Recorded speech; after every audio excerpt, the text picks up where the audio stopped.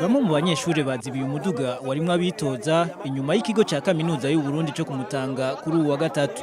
Hari igihe cy'isaha 6 zirenga gato umwanya wari utegekanijwe kwabo bitoza bashikiriza imigambi yabo. Abanyeshure bawuzibiye basaba ko umunyeshure arakaza Arsene yari yankiwe na bamwe kwinjira ko yojamwo nawe. Arsene yahavuye yurira umuduga inyuma y'impari nyinshi, mbere n'icegera cy'urongoye umugwi w'amatora yari yanse kwinjira atamubonyemwo, nawe nyene yaciye yinjira. Ikindi kibazo cyaciye kivuka naho uwo muduga wagiruje. Bamwe mu banyeshure bavuga ko amatora yategerezwa gutangurira aho nyene mu kigo cyo kumutanga.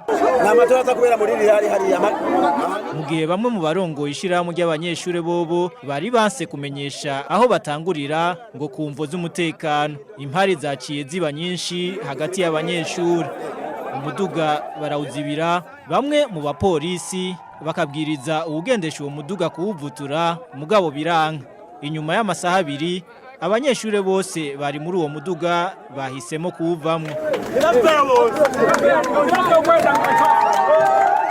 Amatora acarasiba.